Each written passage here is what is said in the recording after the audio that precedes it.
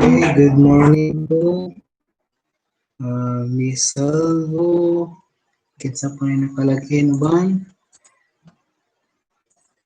Okay, can you hear my voice? Is my voice audible?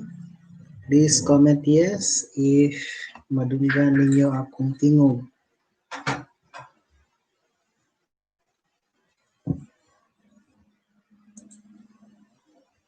Okay, our group chat is also open for today's online class. So if dili mo makasulod sa live stream, pwede mo sa atong group chat. Okay, as mentioned yesterday, your tool for participating in our online class is by YouTube and Facebook Messenger. Okay, so loud and clear. Okay, good morning to Miss Pasur.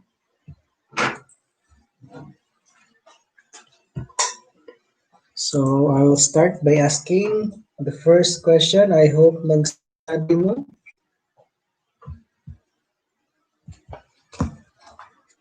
Your activity for today will be to interpret the sections of Article 8, the Judicial Department.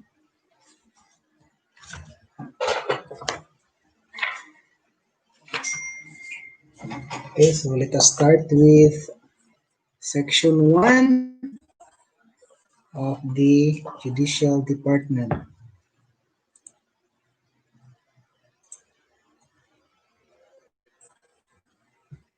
Okay, so Section 1 mentions the judicial power shall be vested in one Supreme Court and in such lower courts as may be established by law. Okay, so comment your interpretation of Section 1, Article 8 of the 1987 Philippine Constitution, and then we will read your answers. Okay, so you can use Google or your books regarding the 1987 Philippine Constitution.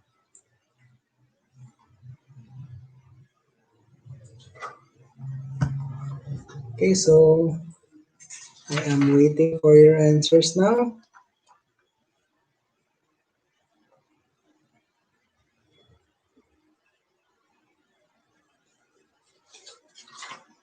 Then after ninyo mag-interpret, next meeting, Thursday, ako ang ihatag sa inyo ang full coverage sa explanatory notes sa Judicial Department.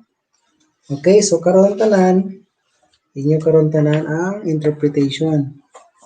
Then sa Thursday, same time, ako ihatag sa inyo ang full interpretations regarding Article 8, the Judicial Department. Okay? So, live chat is open for your interpretation of Section 1 or Provision 1 sa Article 8.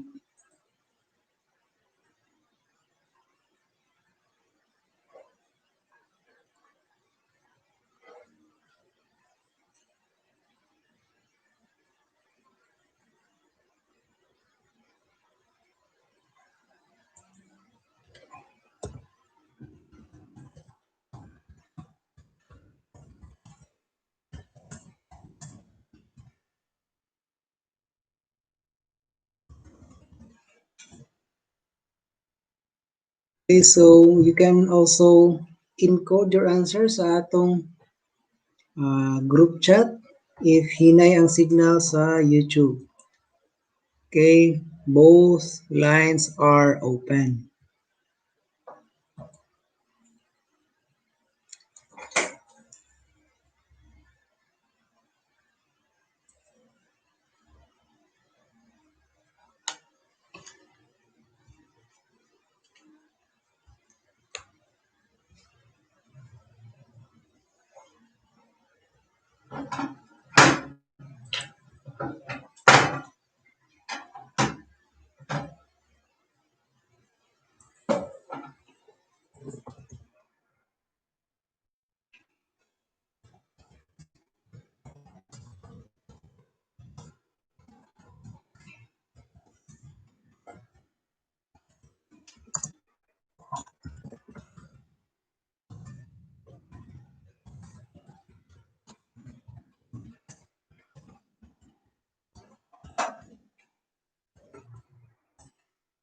Okay, ako po i-post sa inyong group chat sa Facebook ang section 1 for those students who cannot log in sa YouTube.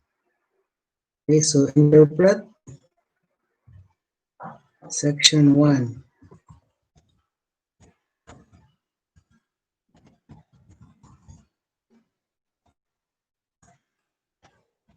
Okay, so we have answers already from Miss Salvo and Miss Bo.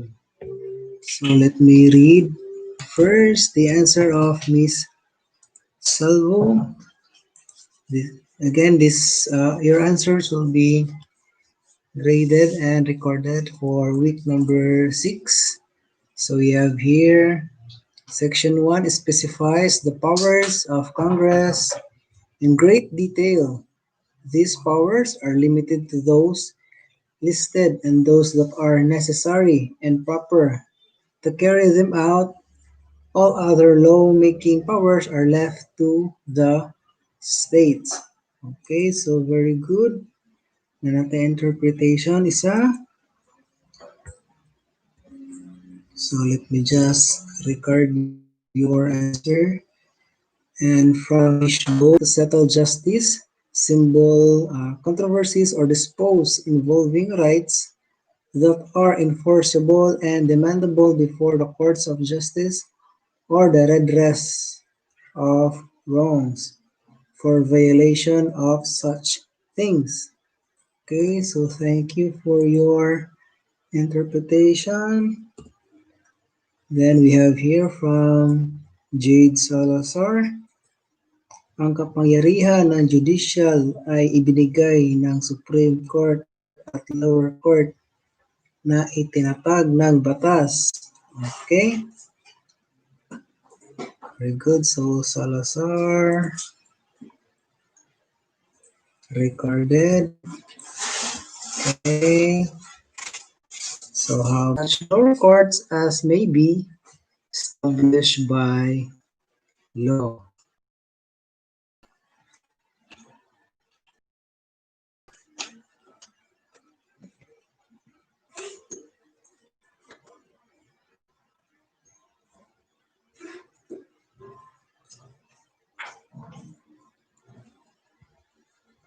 Okay, who else ang may answer? Okay, wala pa. So, where is the answer of your other classmates?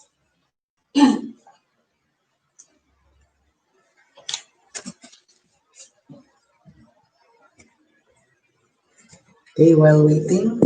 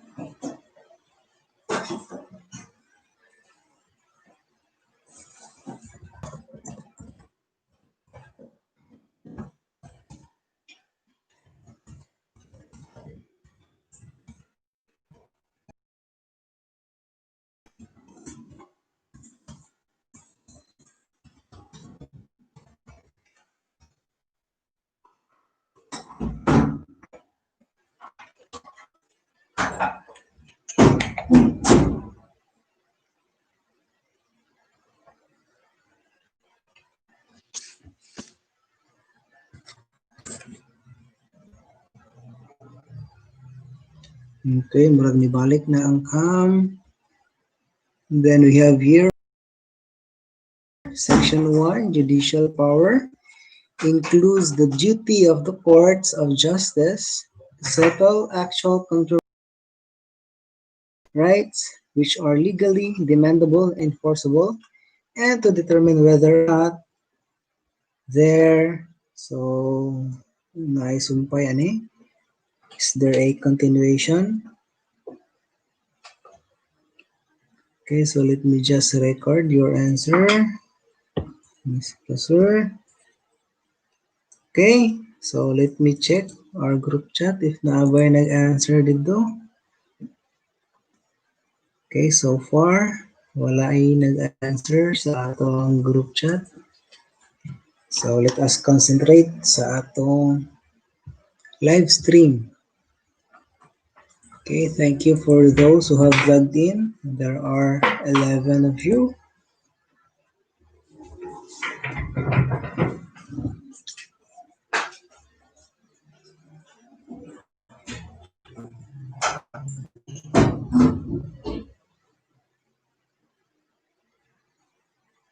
Okay, so continuation.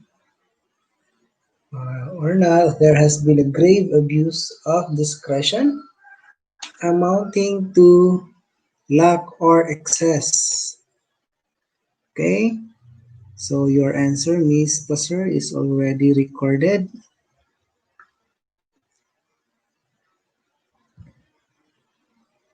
Again, we will be here until 9 a.m.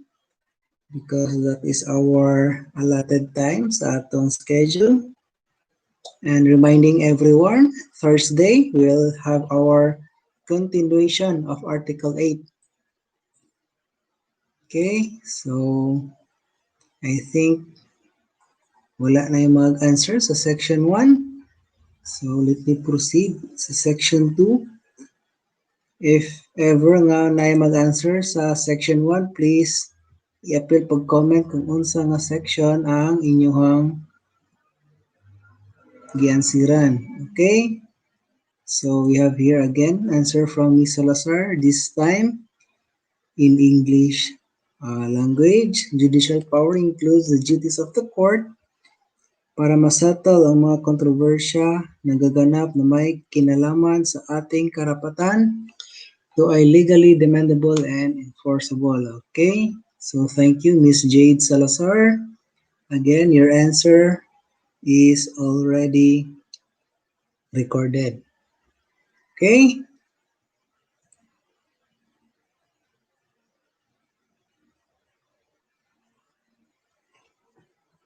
So let me go to Section 2.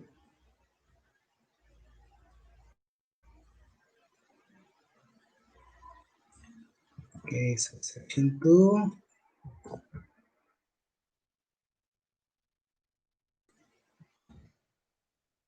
Okay, continuation siya. So Section 2 of Article 8, the Congress shall have the power to define, prescribe, and apportion the jurisdiction of the various courts but may not deprive the Supreme Court of its jurisdiction over cases enumerated in Section 5 hereof.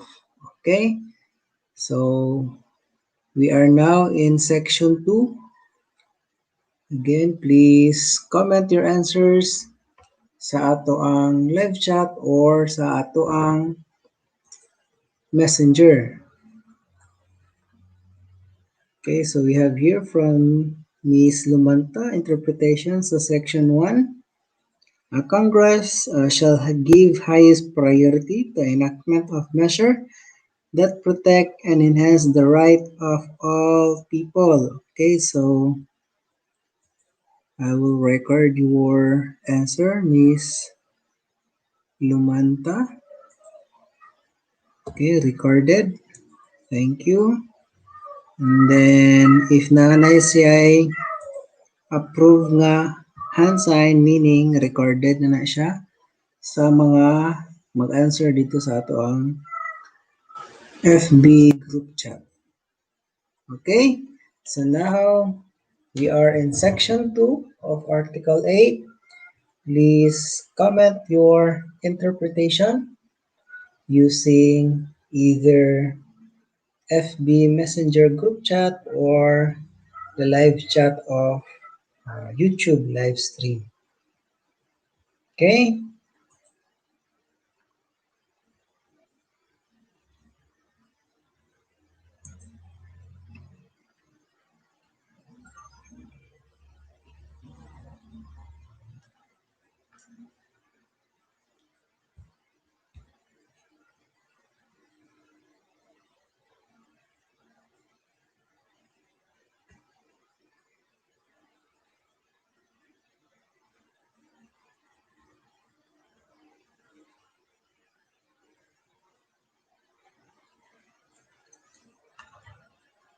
Okay, so good morning again, Miss Lumanta.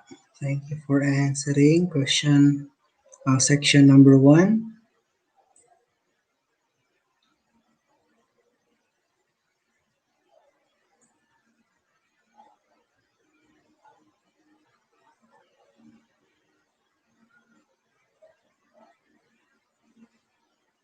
Okay, so we have here from Mr. Abusiho and Miss Fabe. So let me read first. Answer ni Mr. Abusiho.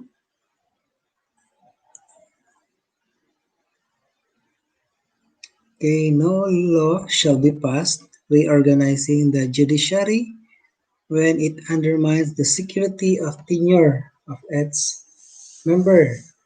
So is this the interpretation of section 1, Mr. Abusiho?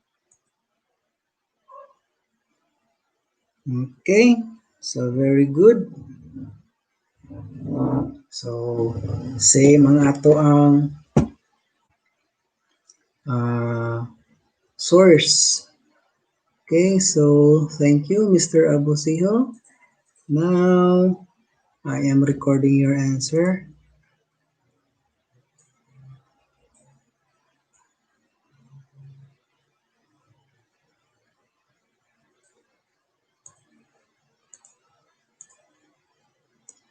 And then we have here answer from Miss Fabe. Okay, the Congress cannot diminish or otherwise impair the original and appellate jurisdiction of the Supreme Court over enumerated in Section 5. So later on, ato ang i-post kung unsa na ang Section 5. So thank you, Miss Fabe, for your answer. Recorded. Then Section 2, according to Ms. Bo, determining the court with jurisdiction to hear and decide controversies or disputes arising from legal rights. Okay, so I am now recording your answer, Ms. Bo. So 2 of 2 na. Then Jade Salazar. Section 2, ang Kongreso ay may kapangyarihang magtakda o maghatol ng pagkabahagi ng jurisdiksiya na okay, so nasend siya, yes, Miss Salazar. So let me just record. And then we have here from Miss Salvo, Article 2. Okay, so Miss Salvo, we are not talking about Article 2 of the United States Constitution. We are talking about Article 2 of the Philippine Constitution. Okay, so please disregard your answers sa number 2, Section 2, kaysa United States. And then we don't have a federal government yet sa Philippines. So, dili siya pwede. Ang answer ni Ms. Salvo sa Article 2 kaysa United States niya gi-base. And then, we have here from Lumanta, promotion of impartiality. Okay, so what do you mean by promotion of impartiality? Okay, so that is according to the powers defined. Okay, so let me just record. Section 2 of Article 2 lays out the powers of. Again, we are not talking about Section 2 of Article 2. We are talking about Section 2 of Article 8. Again, Miss Salvo, na nakoy gihatag sa inyo nga PDF file, please na open kato nga PDF file. Akong gisend sa una sa inyo mga email ad para makita nimo ang 1987 Philippine Constitution. Okay? So I'll be removing ang katong answers na wala ni haom sa ato ang topic, which is Article 8, Judicial Department of the 1987 Philippine Constitution. Okay, so research mo Philippine Constitution dili sa United States na Constitution. Okay, so also we are talking about Section 2 of Article 8, not Article 2. So I will be removing your answer, Miss Salvo.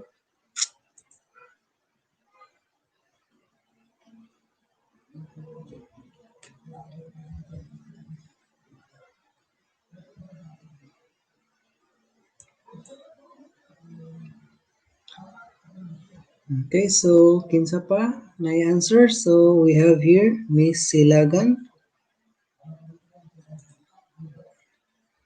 Okay, the Congress has the power to publish law. It also has the power to include duties of courts of justice to settle actual controversies involving rights which are legally demandable and enforceable. Okay, so Silagan recorded. So let us proceed. So section 3.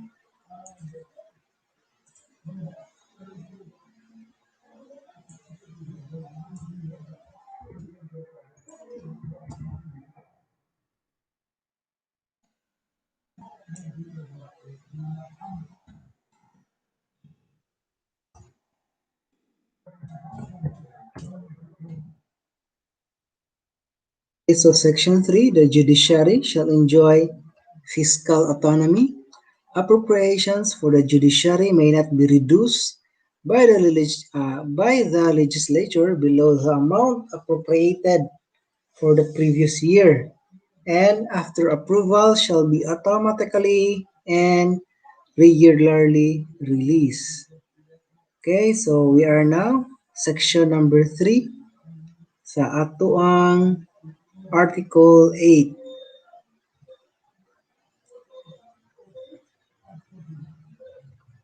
So answers for section number 3 is open, while answers for section 1 and section 2 is closed. So concentrate nita sa section 3. Again, answers for section 1 and section 2 are already closed. Ang ato ang gi-open for answers will be section 3. Open for interpretation. Open ang section 3, while interpretations for section 1 and section 2 are already closed. Okay? So please comment your interpretation of section 3.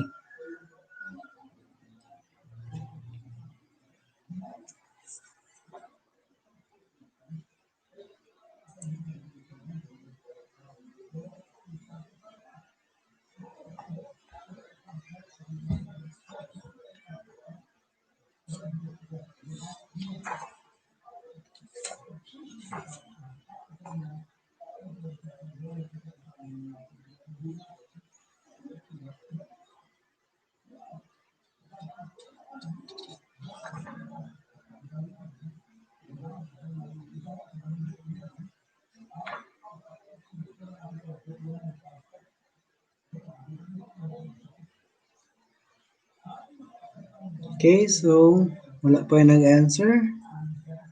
So section 3. So we are still waiting sa answers. Kamulo pa research.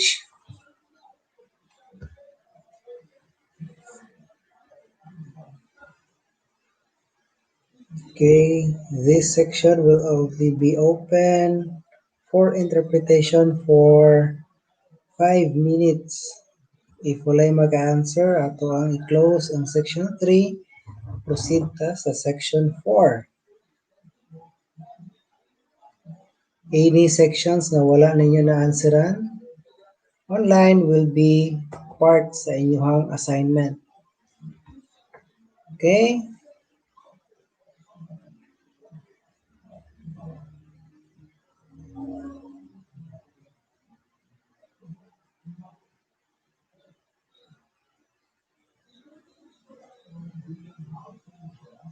Yes, I am waiting, Miss Bo.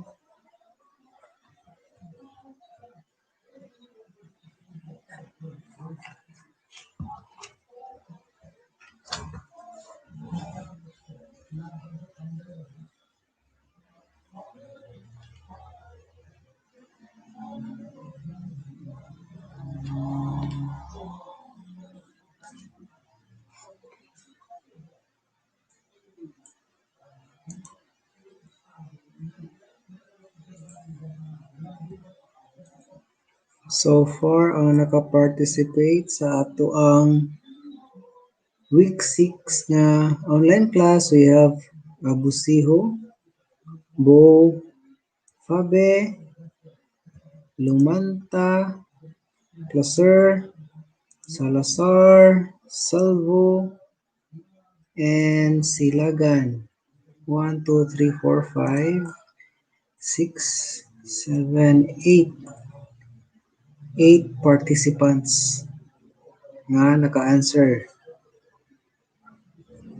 Again, for those nga dili maka-comment sa ato ang YouTube live stream, you can post your answers dito sa group chat sa Facebook, which is BPA1 Polsci, Philippine Politics and Governance. So you can also post your answers there.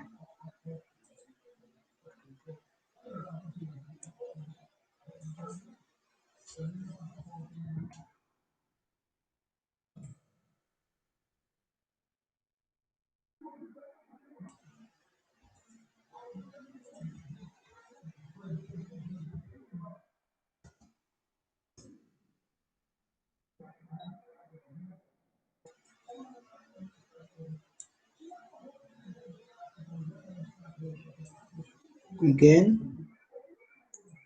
and interpretations for section 1 and section 2 are already closed.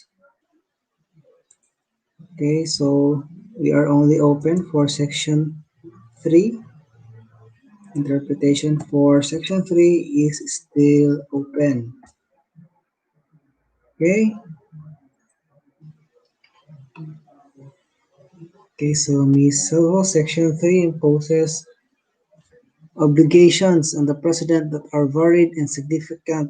The president must provide information on the state of the union from time to time. Again, Ms. Salvo, your answers is not part. We are not talking about the president. We are talking about the judicial branch. Okay, so there is no mention in section 3 about the president. Okay, so I am sorry again, Miss Salvo, but your answer is not related to our topic, which is section 3 of Article 8 of the 1987 Philippine Constitution.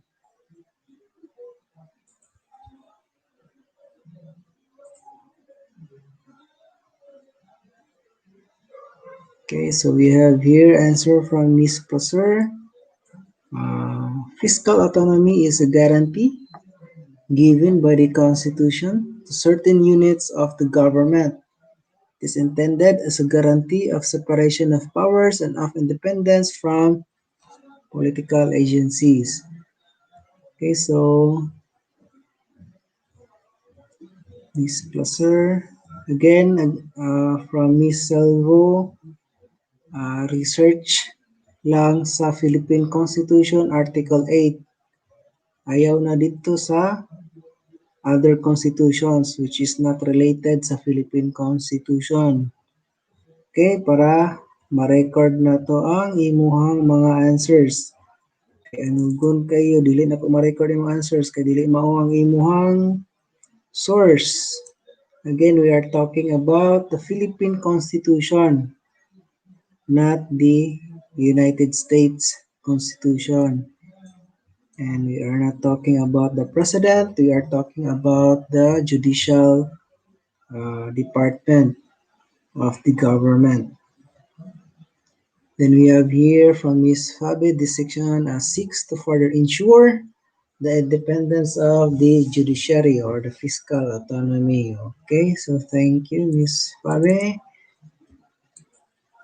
Then here we have Bo Onishi, judicial branch is the main focus, and what powers the courts have and to interpret laws and punish lawbreakers. The Supreme Court has given power to make decisions.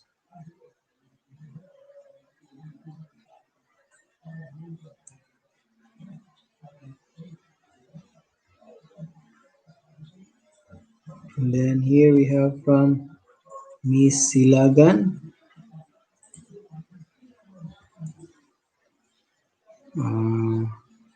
The judiciary has the freedom from outside the control of the power of the legislative branch or the executive branch. Okay, so na sila'y autonomy sa ilahang kaugalingon nga department. So Ms. Silagan.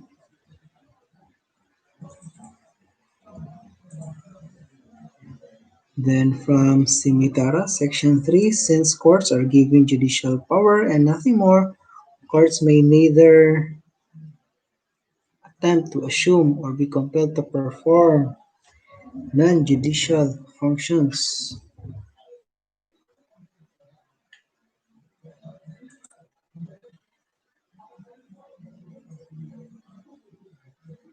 Again, so we are not talking about that. We are talking about Section 3, which is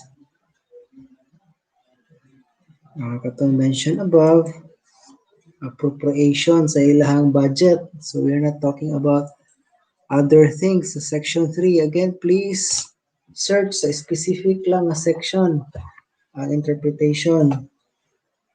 Okay.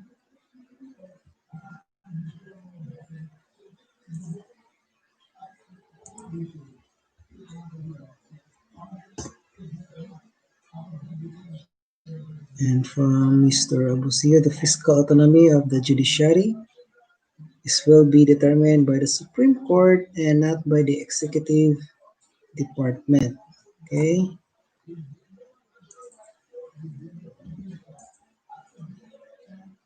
Section 3 shall enjoy fiscal autonomy and pwersa na hukuman ay hindi magbabawasan ng legislature below the appropriate for the previous year at the pagkatapos maaprubahan ito ay automatically, regularly.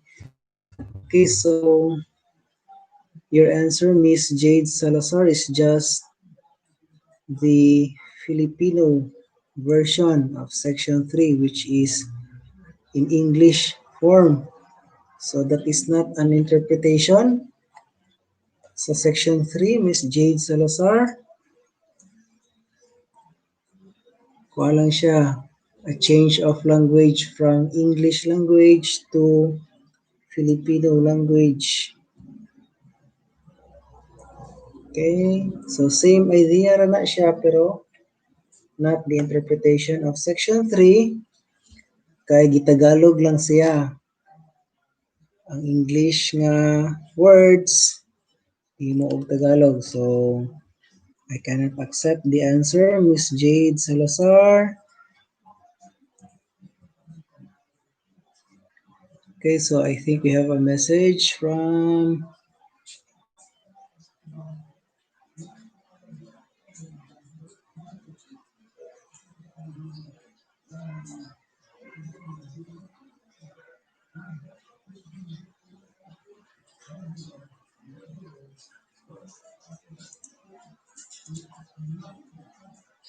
okay, so si John Carlo nag-answer sa atong GC. Salipdan.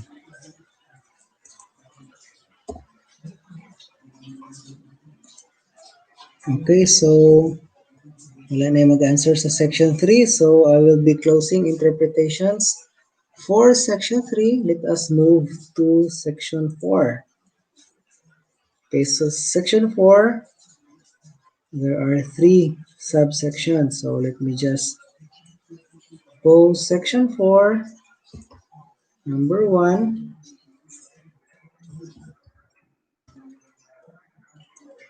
states that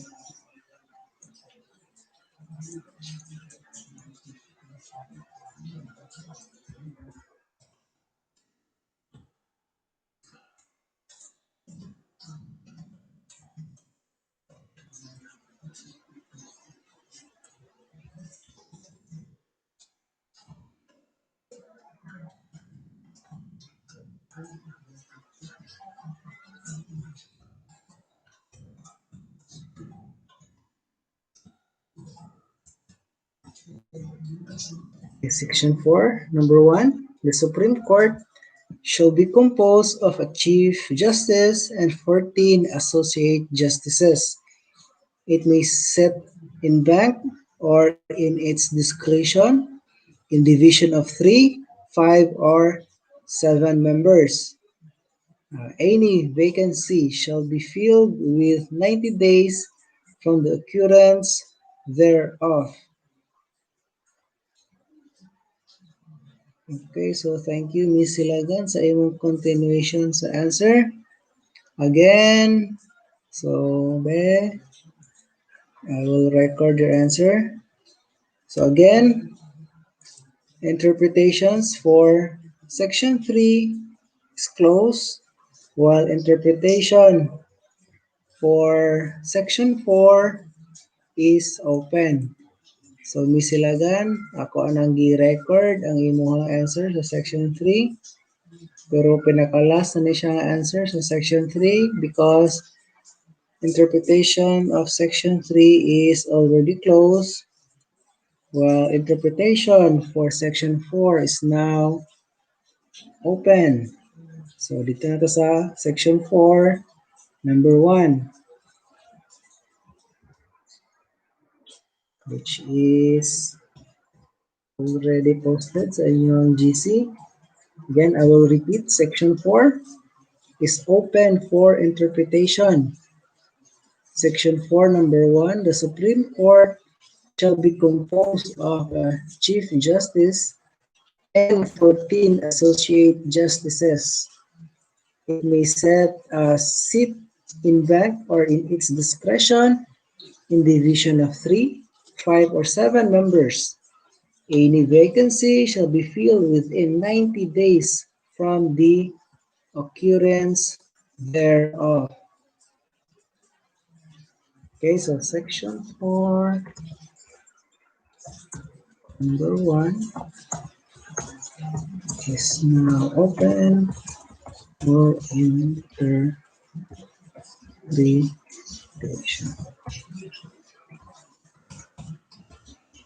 Sections 1, 2, and 3 are already.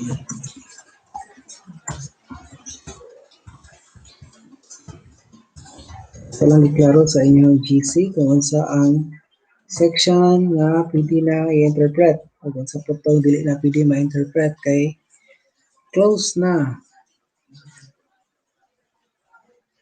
Okay, so number 4. So I am waiting sa inyong answer sa section 4, number 1.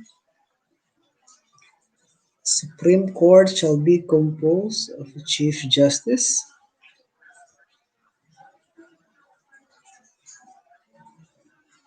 and 14 associate justices.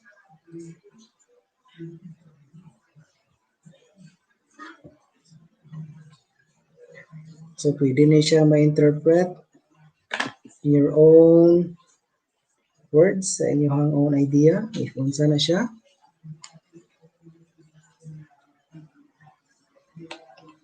So, in section 4, number 1, there are how many justices sa Supreme Court?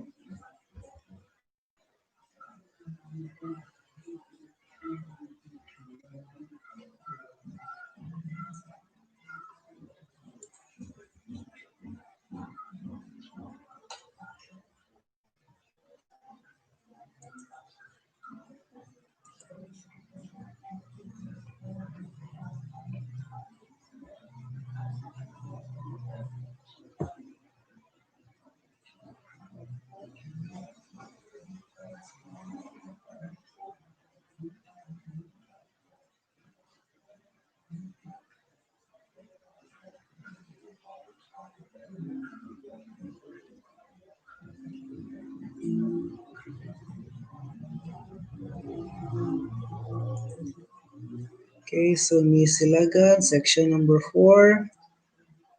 Supreme Court has laws in terms of becoming part or member. If time comes, various courts, if times, or your answer. If time comes that there is vacancy of positions, it should be waited for 90 days before the replacement. Okay, so thank you, Miss Silagan. And we have here, okay, Miss Limanta, section 3 is already closed for interpretation, but section 4 is open for interpretation.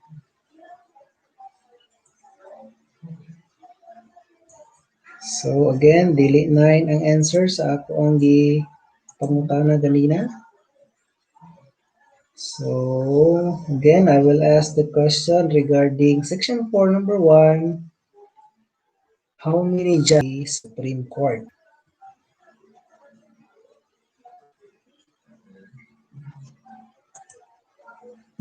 Okay, we have here from Mr. Salipdan, section number 4, number 1. Constitution, the jurisdiction of the Supreme Court may only be exercised by the Chief Justice with the consent of the Commission of Appointments sitting in bank or division, and in cases like those involving treason, they must sit in bank.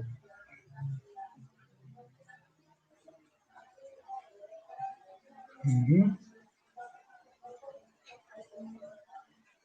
Okay, so we are talking about the composition of the Supreme Court. If pila ka justices ang naa dito, ug unsa ang buhaton sa Supreme Court if naay isa or duha ka seats mabakante. So wala ta nag-talk sa jurisdiction sa Supreme Court. So I'm sorry, Mr. Salipdan, but your interpretation of Section 4 is not connected sa ato ang Section 4 number 1. We are talking about the compositions of the Supreme Court.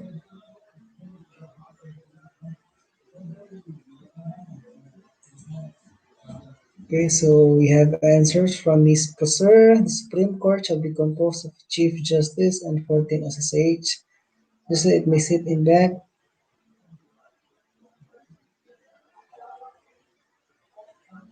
Okay, so its members shall be appointed by the President from a list of at least 3 nominees prepared by the Judicial and Bar Council for every vacancy without need of confirmation by the Commission on Appointments. Okay, so check. Placer.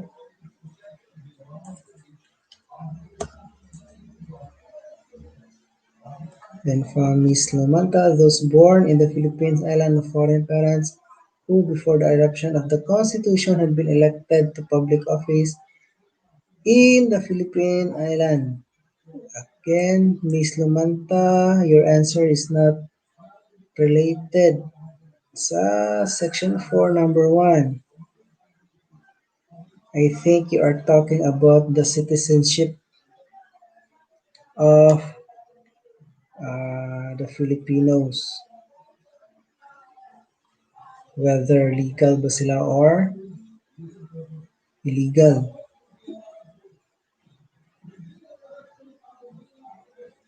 Okay, so this is under citizenship, Miss Lumanta. This is not under section 4 of Article 8. Section citizenship is section 5, I think.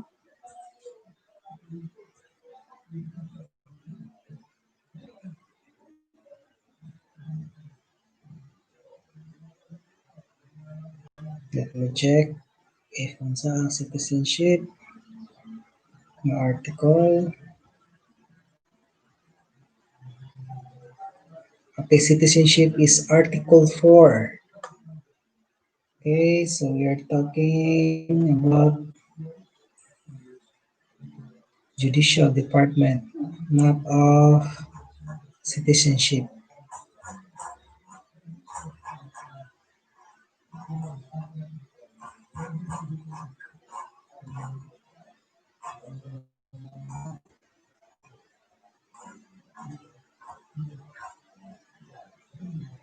Okay, so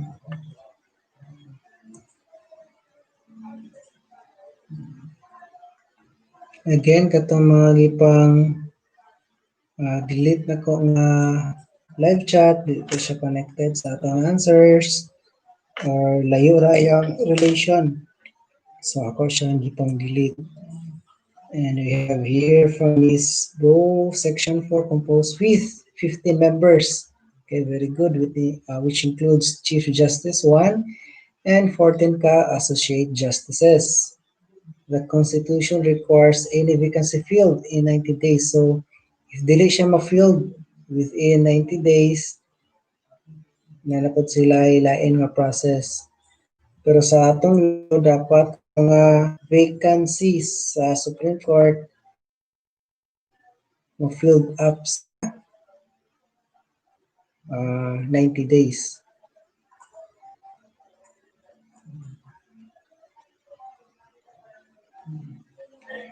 Again, within 90 days, ma-fill up ang vacancy if na-vacant sa Supreme Court. So again, 14 associate justices and 1 chief justice. So in total, we have 15 members of the Supreme Court, 1 chief justice, and 14 associate justices. Okay.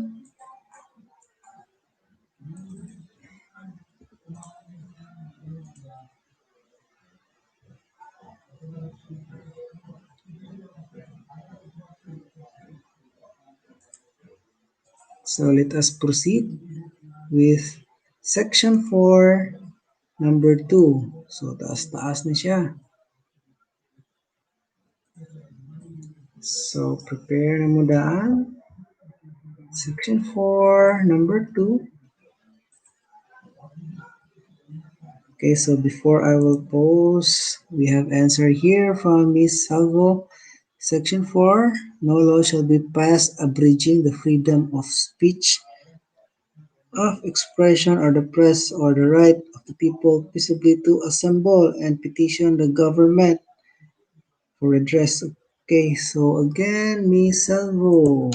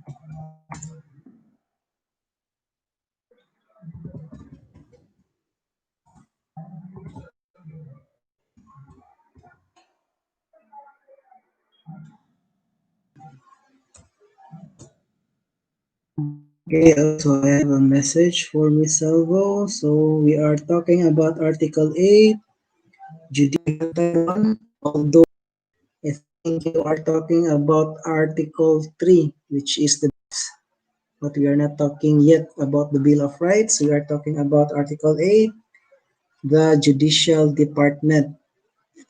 So I am sorry I cannot accept your answer, Miss Salvo. I hope you can research sa Article 8.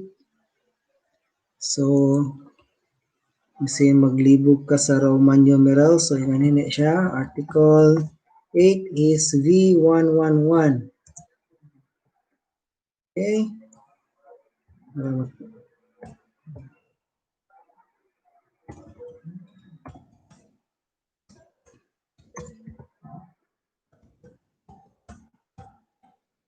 So, muna siya ang Article 8.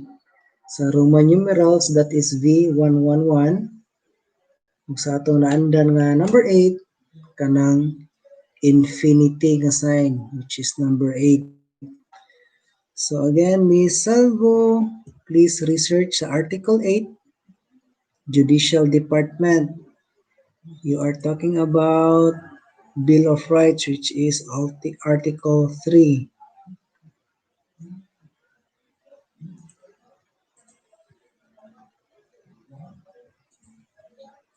Okay, so let me post Article 4, number 2.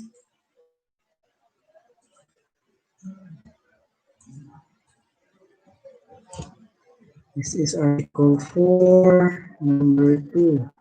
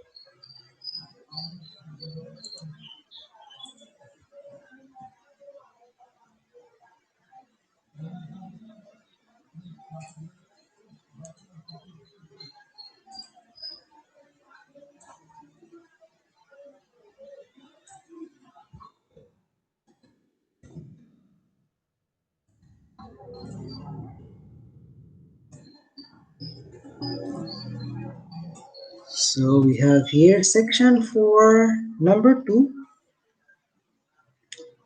All cases involving the constitutionality of a treaty, international or executive agreement, or law which shall be heard by the Supreme Court in bank, and all other cases which under the rules of court are required to be heard in bank, including those involving the constitutionality, application, or operation of presidential decrees, proclamations, orders, instructions, ordinances, and other regulations shall be decided with the concurrence of a majority of the members who actually took part in the deliberation on the issues in the case and voted thereon.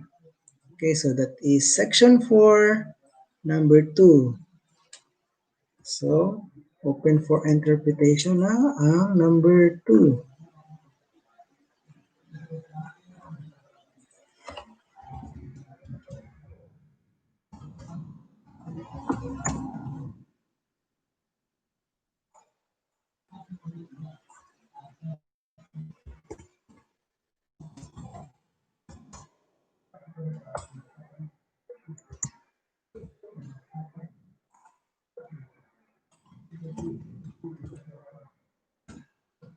Okay, so posted na po ang section 4, number 2 sa inyong group chat. So we have here again. So if you have read ang ako ang instructions, Mr. Trazona, na nasa group chat, section 1 is already closed.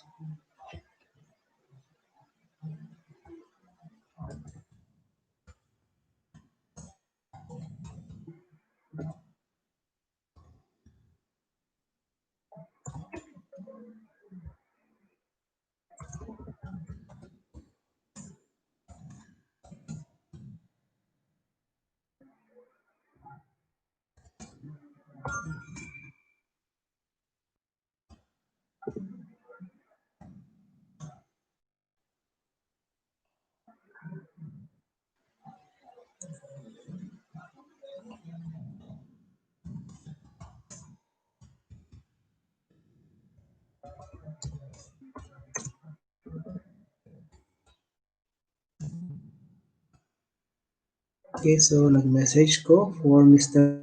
Trozona. Sections 1, 2, 3, and 4.1 is closed, while section 4.2 is open for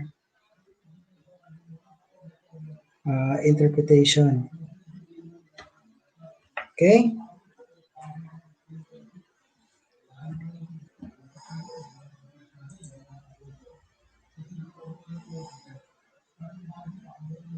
Okay, so we have here from Ms. Salvo, the Supreme Court has laws in terms of becoming part or member. If time comes that there is vacancy of position, it should be waited for 90 days before replacement. Okay, so at least nikapa si Ms. Salvo. Again, I will repeat. Close now for interpretations. And section 1, 2, 3, and 4.1. Ang 4.2 is open for interpretation. But for Miss Salvo, ako siyang i-record. Okay, very good, Miss Salvo. Kaya nakaapas.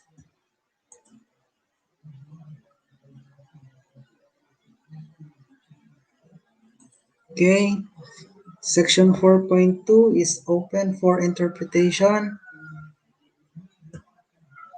I will only give 5 minutes of section 4.2 for interpretation.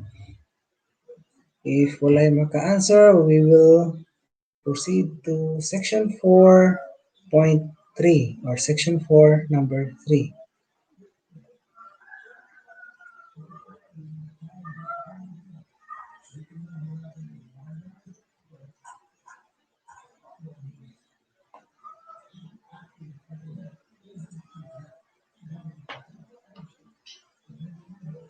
Again, reminding everyone, we will have our online class again sa Thursday kay wala tanahuman sa Judicial Department.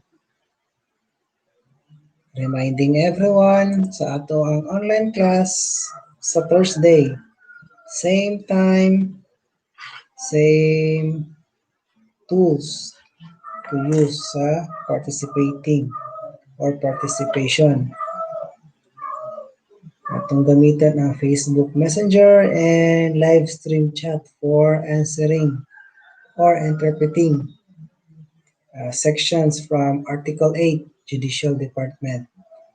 Okay, so anyone who can answer Section 4, number 2, your interpretation?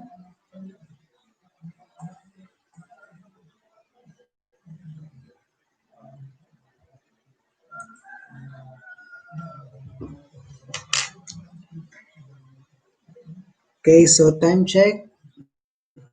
Time is 8:42. We will end at 9 a.m. Kaya muna siya ang ato ang allotted time, 7:30 to 9 a.m. Okay? So, ato papagaan gamay minutes ang section 4 number 2 before ta mo proceed sa section 4 number 3. Okay, so we have here answer from Ms. Silagan. No, number 2. Any agreement within the country or even international settlement should be first heard by the Supreme Court. Okay, so that is correct.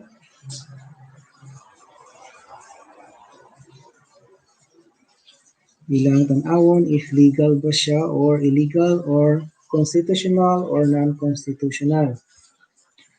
And continuation, any agreement within the country, okay, so muna na siya. Okay, yes, same. So, any other answers? If you are having a hard time chatting sa ato ang live chat, you can post your answer sa ato ang group chat sa Facebook Messenger.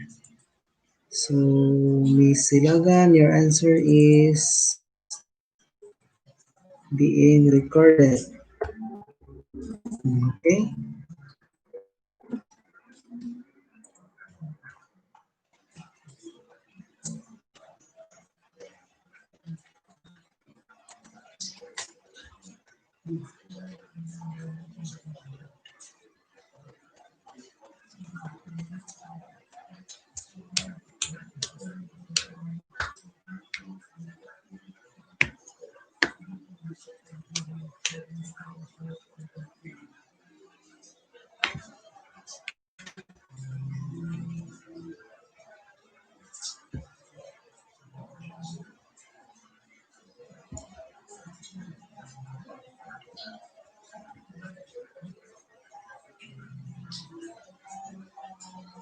Okay, so we have 15 minutes more to go sa ato ang online class for this day, Tuesday, November 10, 2020. Again, reminding everyone that we will have our second online class for week number 6 this coming Thursday, I mean. That is November 12, 2020, Thursday. Same time, same Facebook Messenger, and same YouTube channel. Okay, so no one else is going to answer section 4, number 2. So let us proceed. Sa section 4, number 3.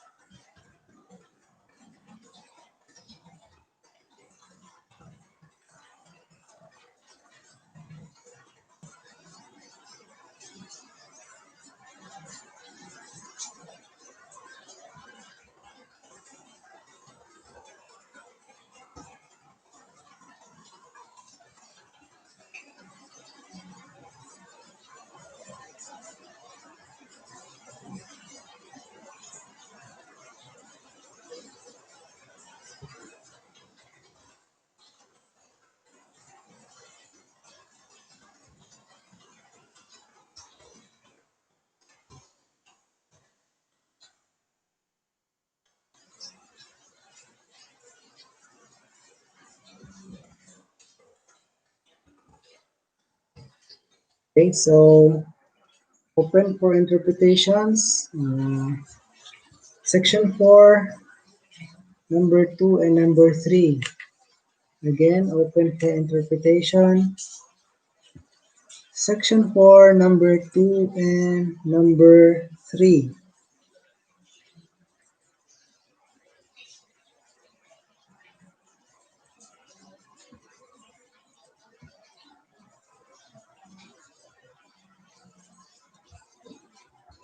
I repeat, open for interpretation. Section 4, number 2, and number 3.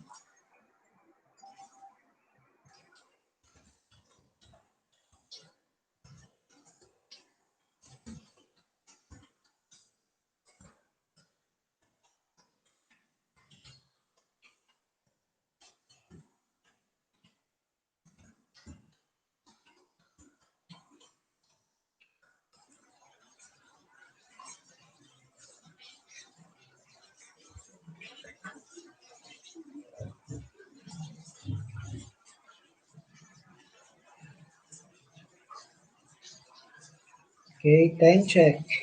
8:48 a.m. 8:49 a.m. 11 minutes more to go before we end our online class.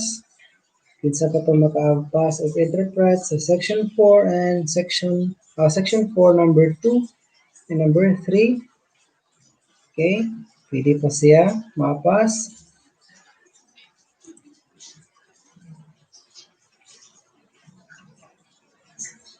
I think only Miss Silagan Ang naka-answer sa section 4, number 2, siya pa ang nakakumpleto. 1, 2, 3, 4, 5, 6, 7, 8, 9, 10. So there are 10 who have participated. Okay, mo rin na sa aking record. 10 ka students.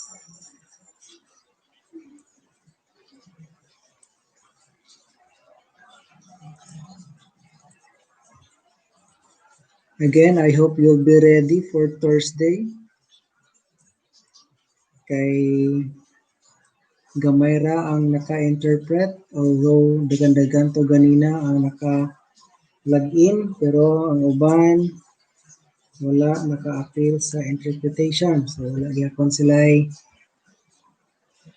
graded participation. Okay, from Ms. Salazar, Section 4, Number 2, all the topics related to Constitution or any agreement of the country or in the international agreement is need to be heard by the highest court, which is the Supreme Court. Okay, thank you, Ms. Salazar. Recorded and saved.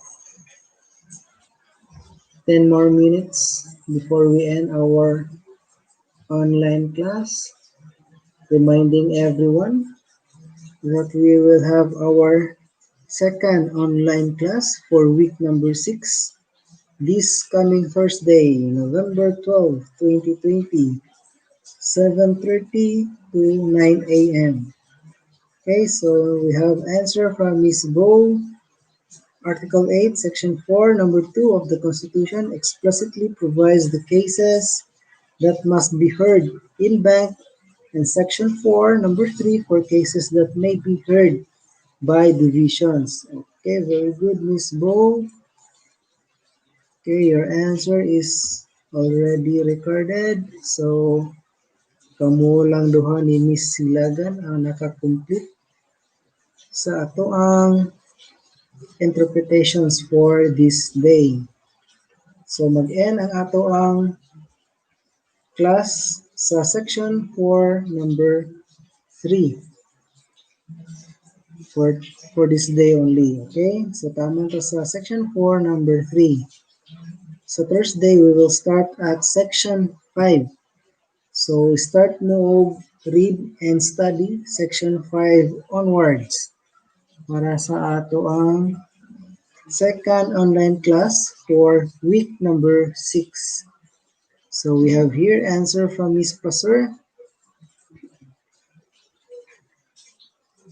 Why are we talking about section 11, Miss Passer? Okay, so number 4 and number 3. Thou. Okay, so state the cases which the Supreme Court are required to heard and decide in bank and vote required thereof. Okay, so thank you, Miss Passer.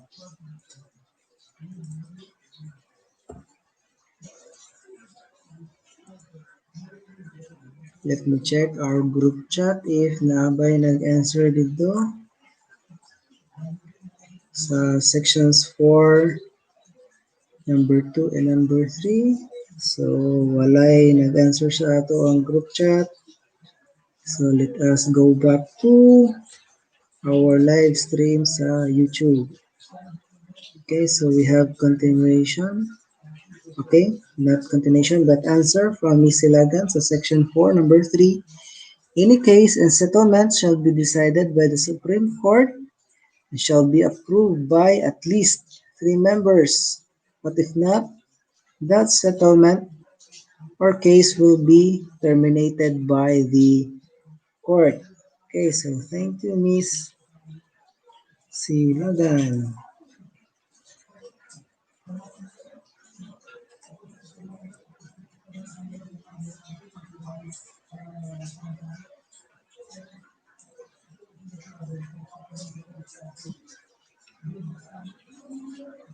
So total, we have 6 interpretations for this day.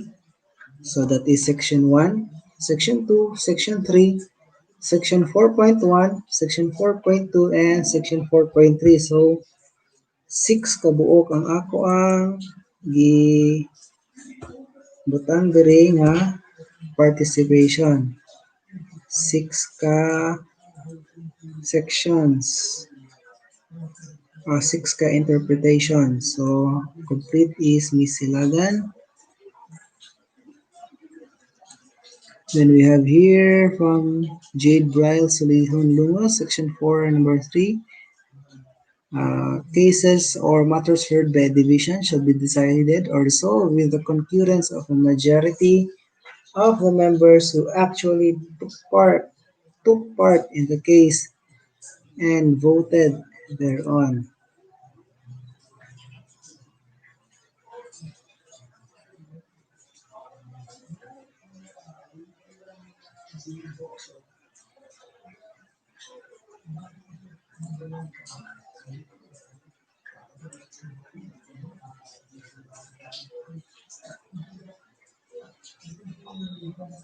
Okay, so Miss Lungos, you are uh, retyping the section number 4, number 3.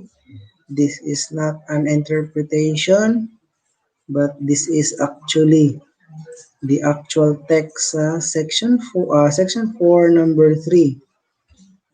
So this is not your interpretation.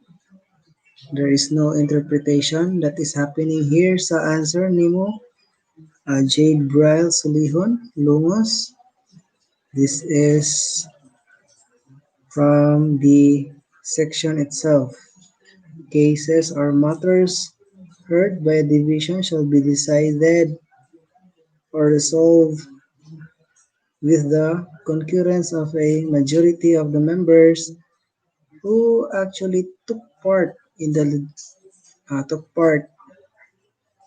Okay, so naging mo na miss nga words. So in the deliberations on the issues in the case and voted thereon. So I am sorry, Jade Prel, but I will not record your answer because it is not your interpretation, but you just copy paste what is on section 4, number 3.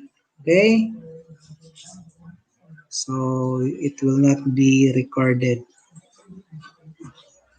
Okay, so I think someone is writing sa ato ang group chat. You still have at least 3 minutes before we end our Tuesday na online class.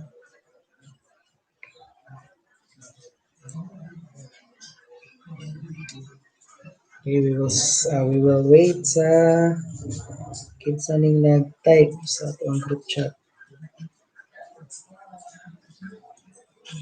Okay, so katong mga nakalagin sa ato ang YouTube, pwede na mo makalog out.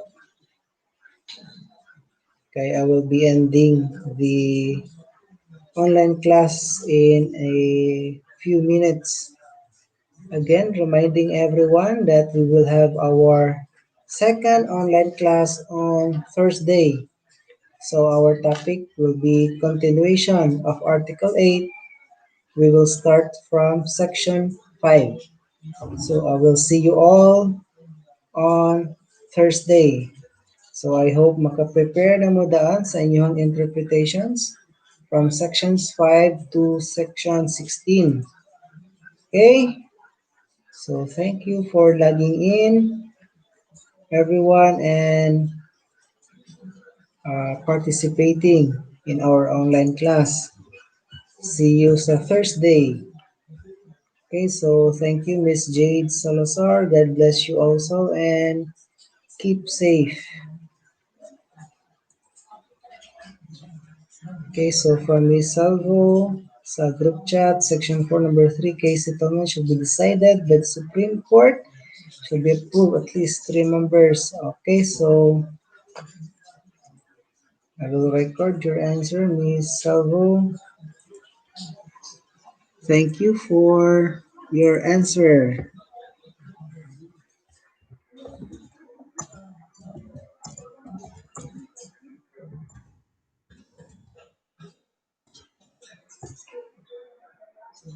Okay, so we have here Miss Salvo.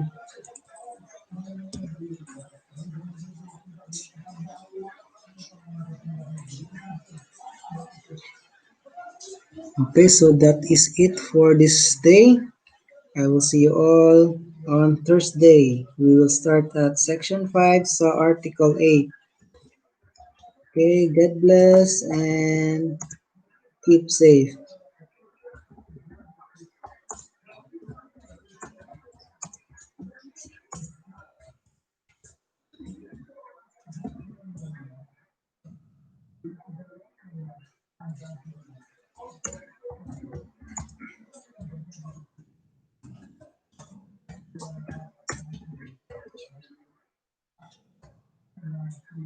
Okay, so stream has ended. See you all on Thursday. God bless and keep safe.